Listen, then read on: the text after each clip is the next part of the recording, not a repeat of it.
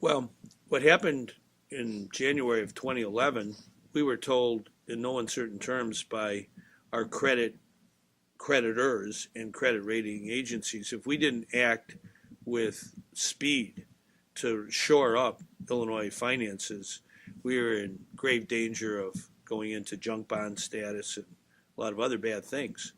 So I had to act in January of 2011. It wasn't easy.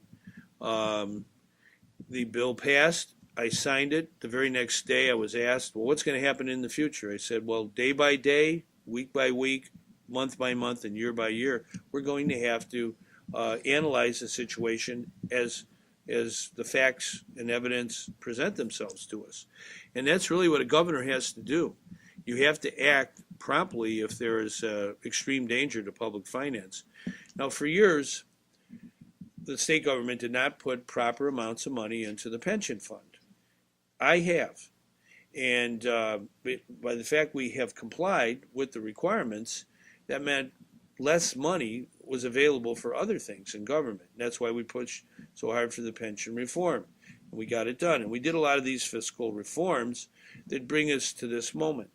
Now, if the state pulls back on the income tax, it will have $1 to 2, maybe $1 billion less for education.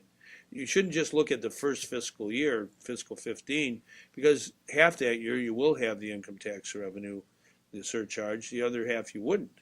So can't just say, well, we're going to lose 1.6 billion in the first year. Well, the second year is probably going to be closer to 4 billion. Fiscal 16. And so we have to make a decision right now. And I believe in doing it before the election, laying out a budget that's concrete and specific. And then the person who aspires to governor on the other side, to run around and just say, well, we can tax less and spend less, and we're going to have economic growth, and we're going to have more education. In Carbondale, that person said the tax rate should go down to 3 from 5. And he said, we're underfunding education. Well, it doesn't add up.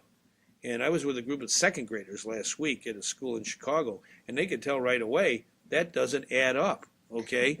And so I don't think we want a governor who can't add. We need to have a governor who understands arithmetic. There's a credit. Yeah, it's 5% of what you pay now.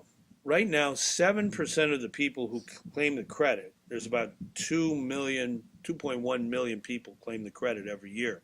It's been in place for a while, 2.3 million. Okay, all right, okay, thank you. But of the 2.3 million people, households you'd probably say, who claim the credit, 7% of that number get 24% of the tax relief. The people who own very large homes get the lion's share of the credit. Well, I don't think that's the right way to go. That's why we have a flat $500 refund that you would get every year. The median amount of credit is about $200, meaning more than half the people who claim the credit in Illinois, more than half of the 2.3 million households, get less than $200 today. So they would get a rather sizable increase in tax relief.